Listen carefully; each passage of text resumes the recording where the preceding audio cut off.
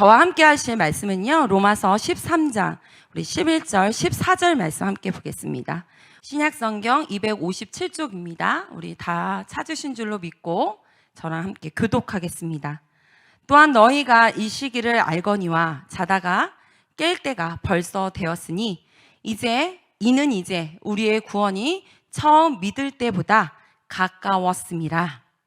밤이 깊고 낮이 가까웠으니 그러므로 우리가 어둠의 일을 벗고 입자. 낮에와 같이 단정히 행하고 방탕하거나 술 취하지 말며 음란하거나 호색하지 말며 다투거나 시기하지 말고 오직 주 예수 그리스도로 옷 입고 정욕을 위하여 육신의 일을 도모하지 말라. 아멘. 네, 오늘 저는 이 말씀을 가지고 그리스도의 옷, 빛의 갑옷을 입자라는 제목으로 함께 은혜를 나누고자 합니다. 교회가 개척되기 전에요. 저는 정기적으로 그 성남 복정동에 있는 선한목자교회의 그 철야 예배를 참석했었습니다. 정기적으로. 예배가 끝나면 자정쯤 됐었거든요. 갈 수 있는 차량이 없었기 때문에 담임 목사님과 또 이신우 전도사님께서 서울, 성남, 청계산 흩어져 살고 있는 모든 청년들을 데려다 주셨었습니다. 저는 성남 쪽에 살고 있었거든요, 그때. 그래서 이신우 전사님 차를 타고 청계산 쪽을 향해서 가고 있었습니다. 그날은 추운 겨울날이었어요. 그리고 눈이 한참 내린 후라 땅이 많이 얼어 있었습니다. 매번 그곳을 지나갔었는데 항상 스무스하게 지나갔기 때문에 그날도 아무런 문제 없이 지나갈 줄 알았었어요. 그런데 청계산에 살고 있던 청년을 데려다 주는 그 길 가운데 갑자기 이 봉고차가 그 얼음 바닥에 미끄러져서 뱅글뱅글 돌기 시작합니다. 차 안에 있는 많은 청년들이요, 무서울 법도 한데 철야 예배를 끝나고 성령 충만함을 받고 와서 그랬는지 그곳에서 방언으로 막 대적을 하면서 그곳에서 하나님께 막 기도를 올려드렸었어요. 어떤 일이 벌어졌을까요? 그죠? 제가 여기 서 있는 걸 보면 아시겠죠? 빙글빙글 돌던 봉고차가 갑자기 멈추게 되었습니다. 제가 좀 전에 혹시 저의 기억과 이신우 전사님의 기억이 다를까봐 혹시 기억나냐고 물어봤더니 기억이 안 난다고 해서 저의 기억대로 그냥 한번 쫙 이렇게 서술을 해보았습니다. 네, 정말 가슴이 철렁했던 순간이었어요. 밖에 나가서 주변을 살펴보니까요, 자칫 잘못하면 낭떠러지로 떨어질 수밖에 없었던 아주 위험한 상황이었습니다. 철야 예배 후에 이런 일이 있어서 그랬는지 다들 이런 상황 속에서 이거 사고야 라는 생각을 했던 사람이 없었어요. 그래서 무섭고 떨렸을 법한데 울었던 친구들도 없었던 것 같아요. 그때 저희 나이가 25, 26, 24살 이런 나이였었어요. 그 시간에 저희는 그렇게 뱅글뱅글 도는 그 봉고차 안에서요, 기도로 대적하면서 이 상황을 영적인 눈으로 받아들였던 것 같습니다. 그리고 많은 청년들이요, 그 안에서 영적인 체험을 했다고 해요. 자칫하면 큰 사고로 이어질 뻔했지만 그 순간 하나님께서 우리를 이렇게 만지고 계셨다는 것을 많은 청년들이 느꼈다고 해요. 이렇게 빙글빙글 돌 때마다 뭐에 탁탁탁 이렇게 치면서 우리를 낭떠러지 쪽으로 향하지 않도록 무언가가 막고 있었다라는 이야기를 여러 명이 이야기를 했었습니다. 담임 목사님께서 개척을 앞두고 계셨었는데 함께 개척을 준비하고 있던 청년들에게 일어난 생명을 위협했던 일이라 그랬는지 영적으로 더 무장할 수 있었던 그런 시간이었습니다. 똑같은 상황이지만요, 영적으로 깨어있을 때와 그렇지 않을 때는요, 우리가 그 상황을 해석하는 그 방법도 다르고 받아들이는 태도도 달라지고 관점도 달라집니다. 마지막 때가 가까이 올수록 우리의 영혼은 깨어 있어야 합니다. 그래야 마지막 때에 일어나는 모든 징조와 상황을 영적인 눈으로 바라보고 마지막 때를 분별할 수 있기 때문입니다. 마태복음 24장 10절에서 13절 말씀을 함께 읽어보겠습니다. 그때에 많은 사람이 실족하게 되어 서로 잡아주고 서로 미워하겠으며 거짓 선지자가 많이 일어나 많은 사람을 미혹하겠으며 불법이 성함으로 많은 사람의 사랑이 식어지리라. 그러나 끝까지 견디는 자는 구원을 얻으리라. 아멘. 네, 오늘 마태복음 24장 10절에서 13절 말씀에 보면요, 제자들이 세상의 끝에 대하여 묻자 예수님께서 말씀하신 것들이에요. 말씀하신 내용입니다. 사람의 미혹을 받지 않도록 주의하라고 말씀하셨고, 또한 그때가 오면 거짓 그리스도가 많은 사람을 미혹하겠고 민족이 민족을 대적하겠고 처처에 기근과 지진이 있을 거라고 이야기하고 계십니다. 마지막 때의 모습을 예언한 성경 구절을 읽을 때마다 이전에는 하고 놀랐는데, 이제는요, 우리가 살고 있는 이 현 시대에서 벌어지고 있는 상황들을 미리 묘사하고 있는 느낌이 들 때가 너무나 많아요. 이렇게 거짓이 난무하고 사람들을 미혹하고 사랑이 식어져 서로를 미워하고 실족하게 만드는 마지막 때에 우리는 깨어 있어야 합니다.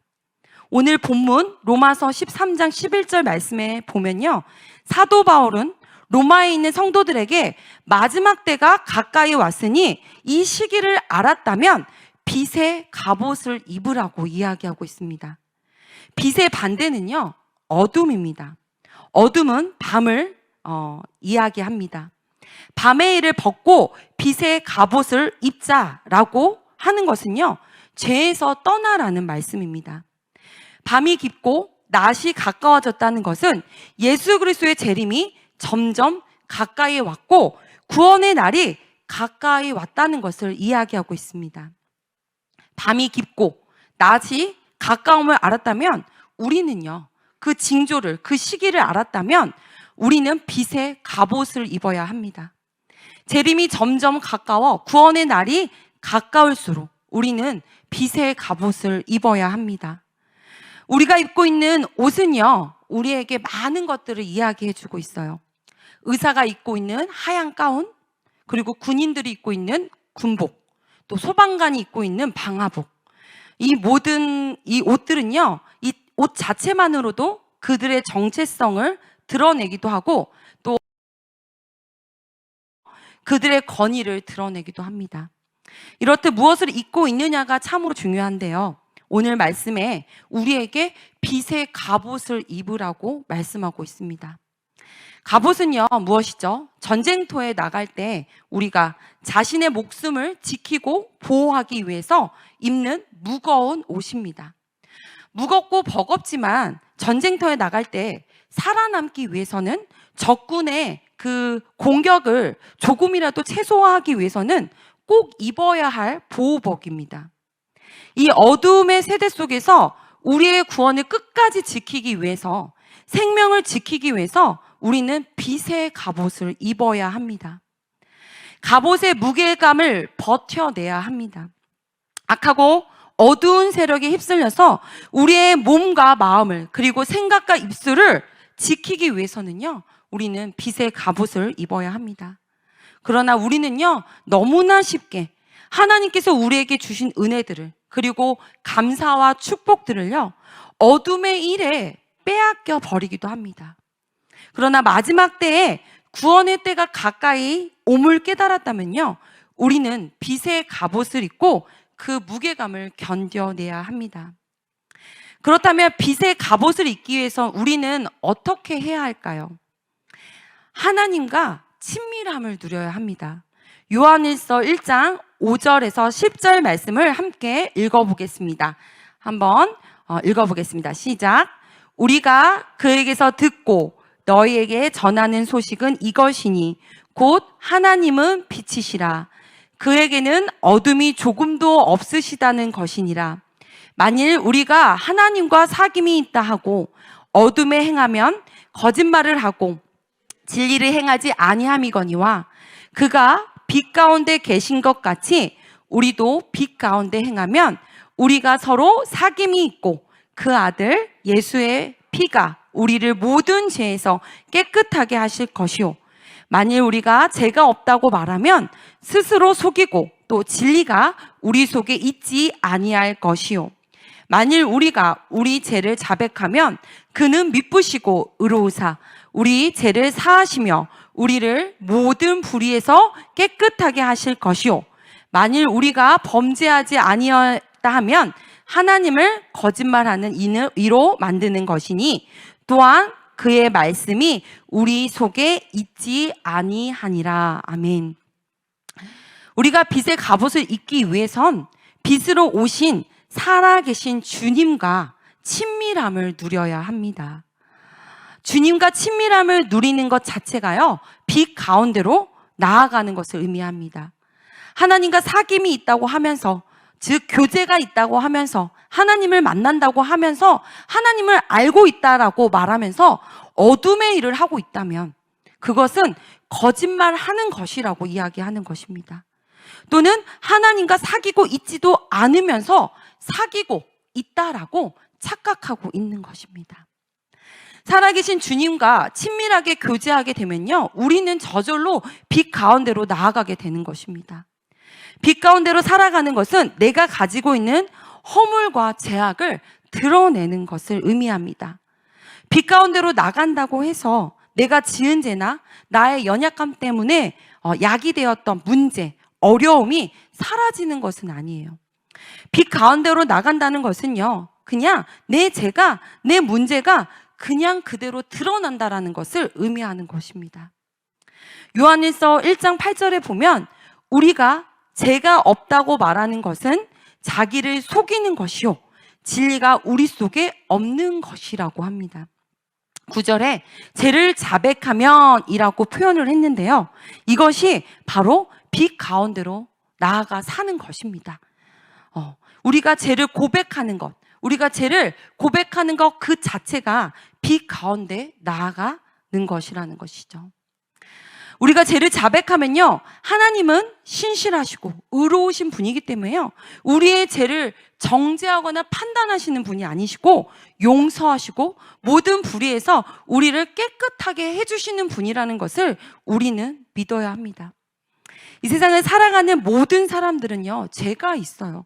죄가 없는 사람은 이 세상에 아무도 없습니다. 예수님과 친밀함이 깊은 사람들일수록 나는 죄인입니다 라는 말을 자주 하곤 합니다. 그러나 말로만 죄인이라고 이야기하면서 계속 다른 사람들을 판단하고 정죄하는 일을 한다면 정작 자신이 죄인이라는 사실을 정말 모른다는 것이에요. 그리고 스스로 의인이라고 착각하고 있는 것입니다. 입술로는 나는 죄인이에요 라고 말하면서 자꾸 다른 사람의 허물을 캐고 다른 사람의 제약된 모습들을 자꾸 들춰낸다면 그 사람은 자신이 죄인이라는 사실을 알지 못했다는 것입니다.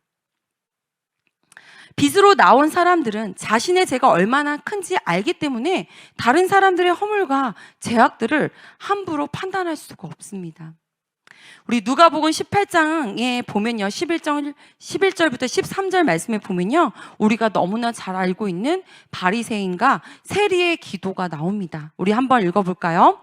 바리새인은 서서 따로 기도하여 이르되 하나님이여, 나는 다른 사람들 곧 토색, 불의, 간음을 하는 자들과 같지 아니하고 이 세리와도 같지 아니함을 감사하나이다.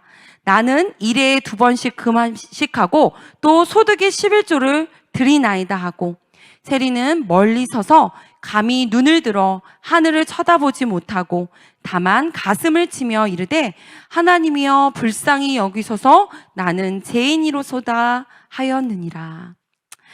예수님께서는 이 두 사람의 기도를 듣고 누가 더 의인이라고 하셨나요? 누구죠? 바리새인인가요? 세리인가요? 네, 세리죠. 예수님께서는 세리가 더 의인이라고 이야기하셨습니다. 겉으로 보았을 때는요, 바리새인은 최고의 의인입니다. 누구보다 더 경건했고 누구보다도 하나님의 말씀대로 살아가려고 발버둥 쳤습니다. 반면 세리는요, 남의 돈을 빼앗는 도둑이었습니다. 그럼에도 불구하고 왜 예수님께서는 세리를 더 의인이라고 이야기하셨을까요? 바리새인의 기도 속에는요, 자신의 잘못을 전혀 언급하지 않았어요. 자신이 쌓은 공로로는 하나님께 의롭다 칭찬을 받을 수 없습니다. 우리는 예수님의 보혈의 은혜, 그 용서의 능력으로 말미암아 의롭게 될 수밖에 없는 죄인들입니다. 그것을 인정하고 자신의 죄를 하나님께 드러내면요, 하나님께서는 용서하시고 또 빛의 자리로 우리를 인도하시고 세리를 인도해 주셨던 것입니다. 나의 죄를 솔직하게 고백하는 것, 그것이 예수님과 친밀함을 누릴 때 드러나는 모습인 것이에요. 예수님과 친하다고, 하나님과 친하다고 말하면서 자신의 죄를 드러내지 않고 꽁꽁꽁 자신의 죄를 들킬까봐 겁내서 계속 가식적으로 포장한다면 예수님도 인격적이신 분이시기 때문에 나 너랑 더 이상 교제하는 게 너무 어렵다, 힘들다 라고 이야기하실 것 같아요. 시편 51편에 보면요, 다윗이 죄악에 빠져있던 자신의 모습을 돌이켜 빛 가운데로 나오는 모습이 나오고 있습니다. 다윗은요, 부하의 아내를 간음하고 또 그의 남편을, 충신이었죠, 그 남편을 죽이는 만행을 저지릅니다. 그때 하나님께서 보내신 나단 선지자의 충언을 듣고 그는 그 자리에서 많은 신하들이 있는 앞에서요, 무릎을 꿇고 자신의 죄를 고백합니다. 그 고백을 시편 51편에 자신의 구구절절하게 자신이 잘못했고 하나님 앞에서 잘못했던 모든 것들을 구구절절 다 기록합니다. 그것이 바로 시편 51편인데요. 이렇게 진실된 회개를 하나님께서는 들으십니다. 그냥 입술로만 하나님 잘못했습니다, 땡 하고 그 다음에 또 다시 그 죄를 짓는 그런 연약함을 보이는 것이 아니라 정말 철저하게 진실된 회개로서 그것을 입술로만 회개하는 것이 아니라 정말 기록까지 하면서까지 자신의 연약함을, 자신의 죄악을 드러낸 것입니다. 그럴 때 하나님께서는요, 그 다윗을 안아주시고 용서하시고 회복시켜 주십니다. 빛의 갑옷을 벗고 있던 다윗이 다시 그 갑옷을 입게 된 것입니다. 제가 대학교 시절 때 정말 이름만 들어도 다 알던 유명한 CCM 가수가 있었습니다. 그분이 직접 작사, 작곡한 찬양들로 인해 많은 사람들이 위로를 받고 용기를 얻고 회복도 되었었습니다. 그렇게 많은 사람들에게 영향력을 행사하며 많은 사역을 감당했던 이 CCM 가수가요, 그 가수의 부인이요, 어느 날 그 한 커뮤니티에 자신의 남편의 온갖 추악함을 전 국민에게 알리는 사건이 일어납니다. 자신의 남편이 타락한 부분들을 많은 사람들에게 고발한 것이에요. 저는 어린 나이에 큰 충격을 받았어요. 왜 충격을 받았냐? 이 넘어진 사역자한테 충격을 받은 게 아니라 그것을 폭로한 그 사역자의 부인에게 충격을 받았던 것이에요. 남편의 치부를 이렇게 공개적으로 드러낼 필요가 있을까? 그냥 둘이서 잘 이야기하고 다시는 안 그러면 되지. 그런 생각에, 어린 마음에 그런 생각을 했었던 것 같아요. 이렇게까지 할 필요가 있었나? 이렇게까지 사회적으로 매장할 필요가 있었나? 라는 생각을 했었어요. 그러나 지금 저는 그 부인의 마음을 알 것 같습니다. 자신의 남편이, 그렇다고 해서 저의 남편이 뭐 그런 것은 아닙니다. 네, 부인의 마음을 알 것 같다라고 해서 네, 그런 의도는 아닙니다. 네.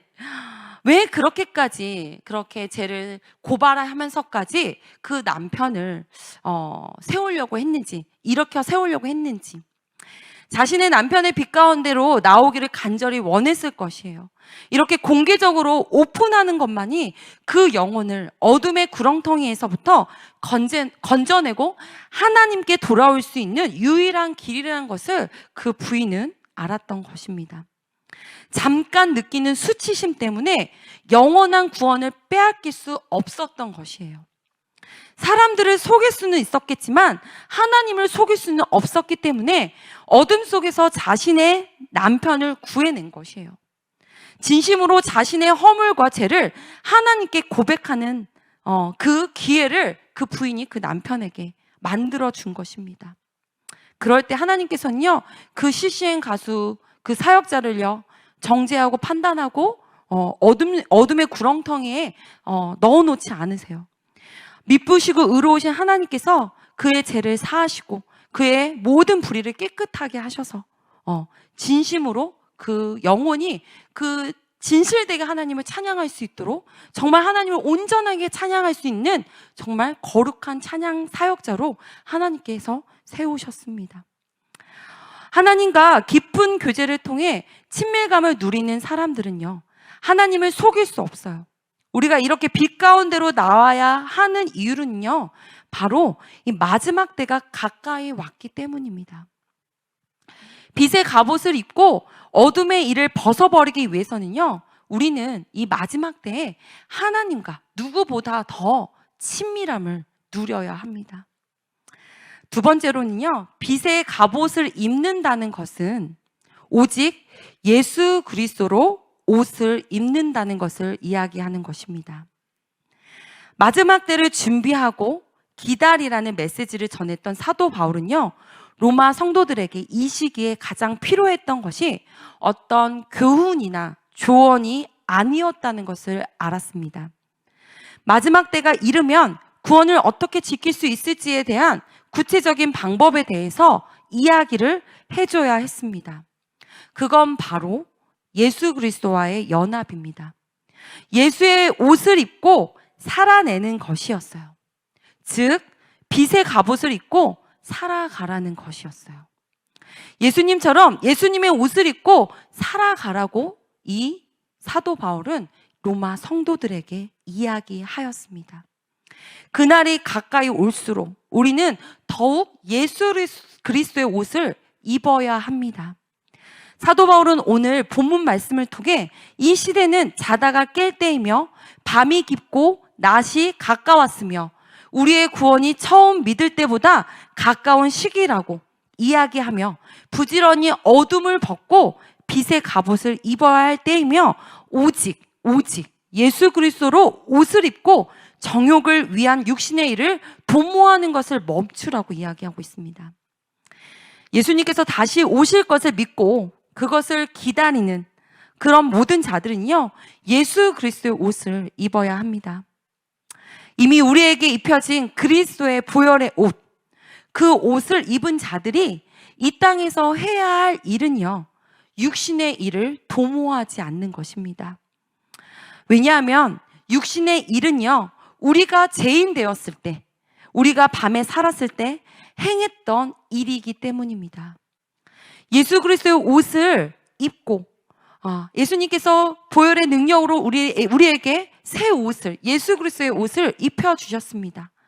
신분 세탁을 그렇게 우리는 받았습니다.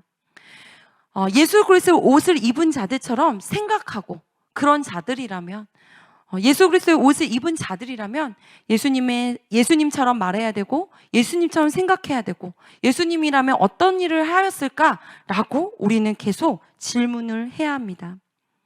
갈라디아서 2장 20절 말씀을 함께 읽어보겠습니다. 내가 그리스도와 함께 십자가에 못 박혔나니 그런즉 이제는 내가 사는 것이 아니요 오직 내 안에 그리스도께서 사시는 것이라.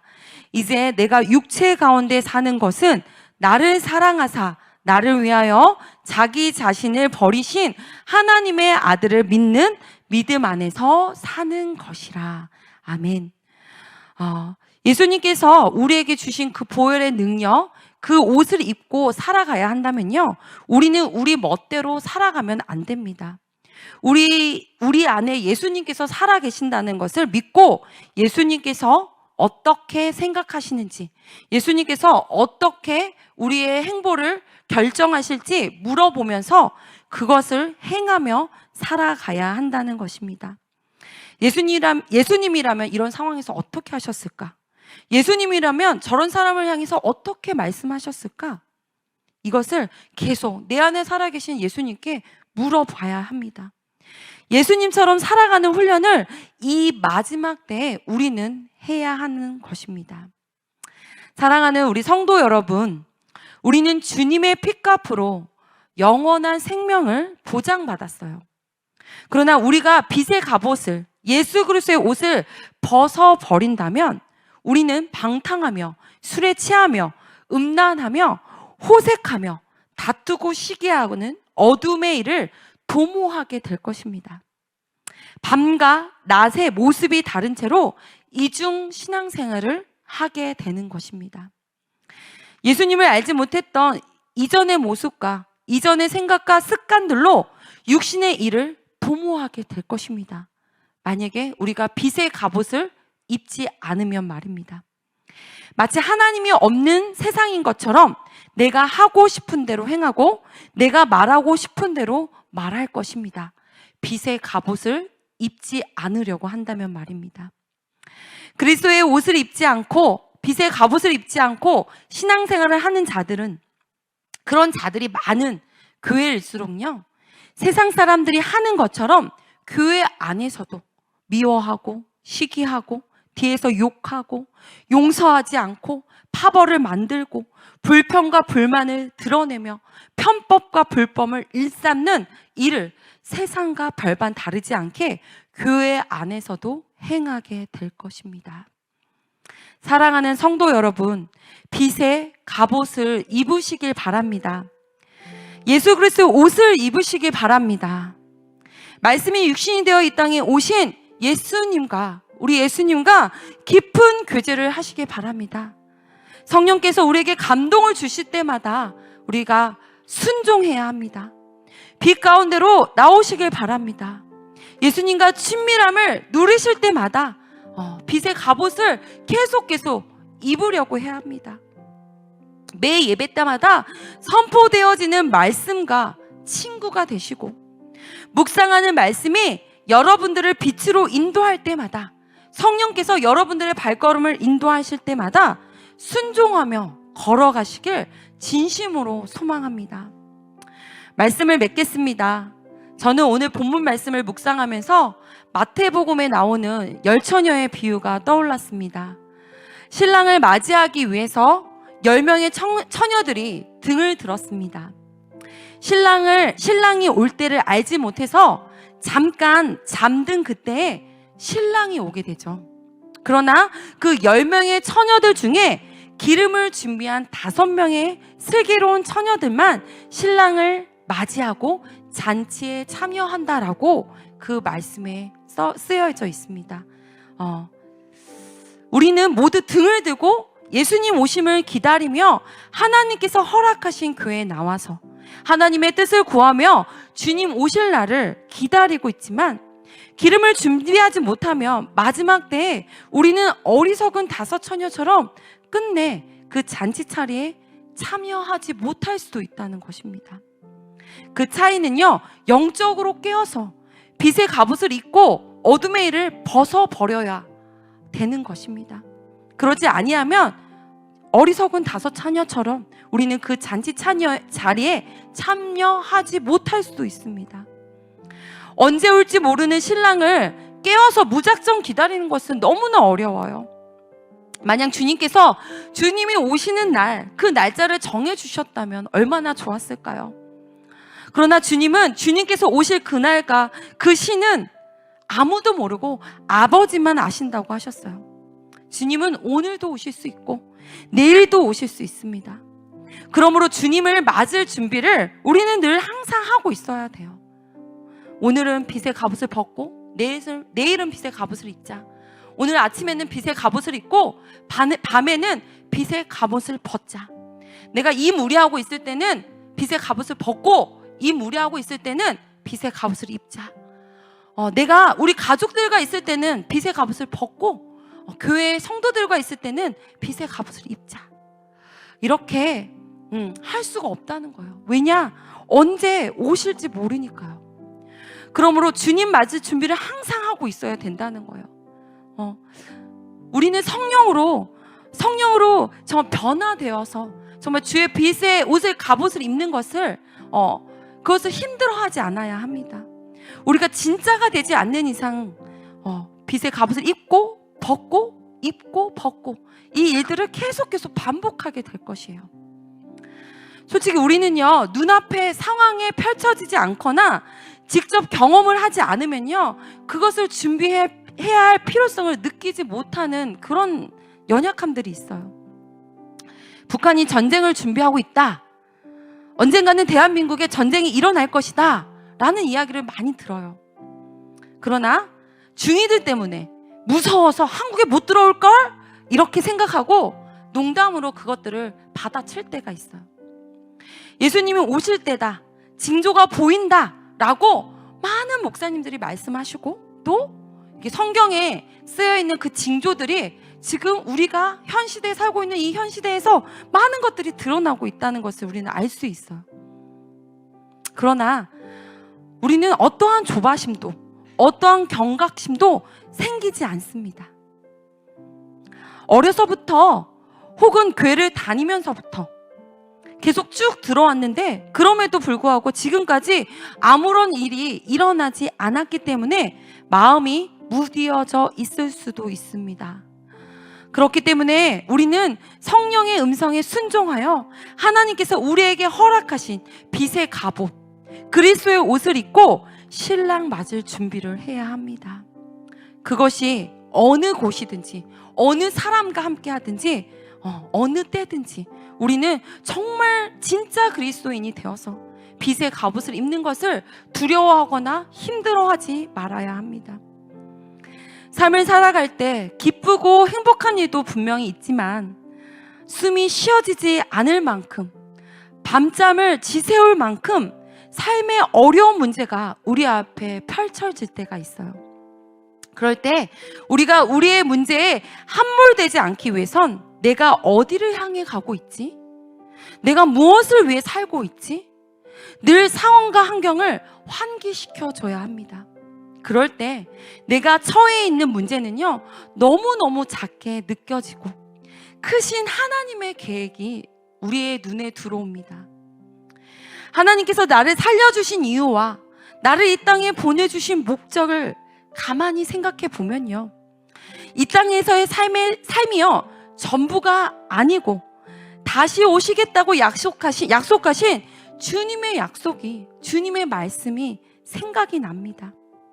다시 오실 주님, 그 주님을 생각하며 이 땅에서 머무는 시간이 영원하지 않다는 그 사실이요, 때로는 모든 문제의 해결책이 되기도 합니다. 그런 진리를 품고 사는 사람들, 예수님이 다시 오심을 기다리는 자들은요, 마지막 때의 징조가 보이는 이때에 영적으로 깨어서 육신의 일을 도모하며 어둠의 일을 반복하는 것을 버려야 합니다. 빛의 갑옷을 입고 그리스도의 옷을 입고 빛 가운데로 나아가 천국 잔치에 참여하는 그런 은혜를 누려야 하는 것입니다. 그런 은혜를 사모하며 그런 은혜를 누리시는 우리 아름다운 우리 교회 모든 성도님들 되시길 간절히 소망합니다. 우리 이 시간에 말씀을 놓고 함께 기도하기 원합니다. 우리가 마지막 때가 왔다, 마지막 때다 라는 말씀을 많은 목사님들이, 그리고 많은 신학을 공부하시는 교수님들이 이야기하고 있고, 또 성경에 나와 있는 많은 말씀들, 그 마지막 때의 징조들이요, 지금 우리가 경험하고 있는 많은 현 시대에 일어나고 있는 일들이에요. 이럴 때 우리는 무엇을 해야 할까요? 두려워 떨어야 할까요?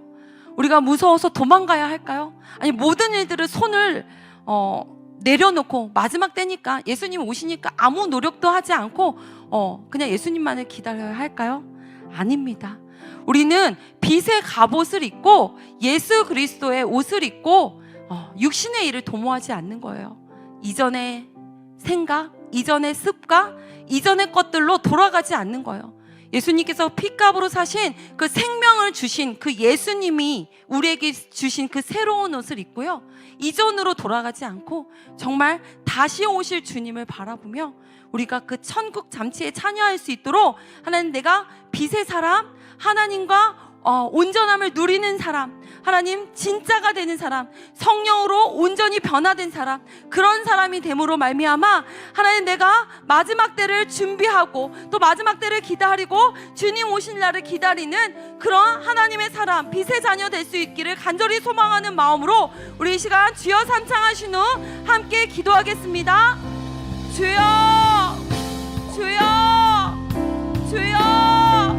하나님, 이 시간 하나님 우리의 삶을 하나님 온전히 하나님 내어드리기 원합니다. 때로는 하나님 삶의 무게가, 어려움이 하나님 우리를 짓누르고 하나님의 때를 아버지 기다리지 못하고 우리의 눈을 아버지 어둠으로 아버지 가리고 하나님 마지막 때를, 아버지 영적인 때를, 그 시기를 분별하지 못하게 할 때도 있습니다. 그러나 하나님, 우리가 말씀을 의지하여 하나님 마지막 때가 아버지 곧 온다고 이야기합니다. 그것을 준비하여 우리가 모든 것을 내려놓고 하나님 그냥 가만히 앉아서 예수님 오실 것을 기다리는 것이 아니라 아버지 이때에, 하나님 마지막 이때에 하나님 우리가 빛의 갑옷을 입음으로 말미암아 아버지 온전히 육신의 일을 도모하지 않도록 하나님 살아계심을 드러낼 수 있도록 하나님이 이 세상에서 아버지 우리의 주인이시며 하나님의 때를 온전히 바라보며 하나님 온전히 기다릴 수 있는 하나님 정말 슬기로운 처녀들처럼 하나님 그렇게 등과 기름을 준비하여 하나님 어리석음을 당하지 아니할 수 있도록 하나님 이 시간 우리가 무엇을 해야 하는지 하나님의 빛의 자녀로서 살아갈 수 있도록 하나님 우리를 한 걸음 한 걸음 내딛게 하시고 하나님의 말씀으로 우리가 무장하여 하나님과 친밀한 교제를 누리게 하시고 하나님 그 교제를 누림으로 말미암아 빛의 자리로, 빛의 자녀로서의 삶을 살아가는 우리들이 될 수 있기를 간절히 소망합니다. 빛의 자녀의 그 무게가 하나님 무겁습니다. 하나님 갑옷을 입는 듯 아버지 그 빛을 아버지 드러내고 그것을 지키는 것이 어렵습니다. 그러나 하나님 우리가 주 예수 그리스도 옷을 입어야 합니다.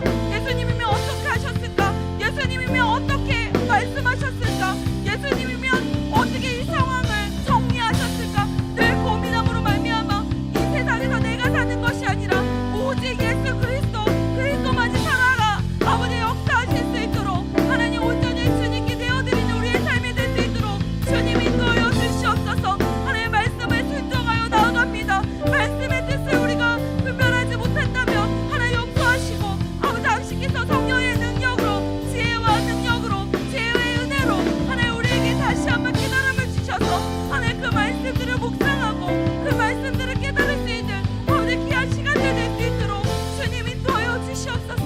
하나님 말씀으로 말미암아 온전케 되신 하나님의 능력을 바라보기 원합니다.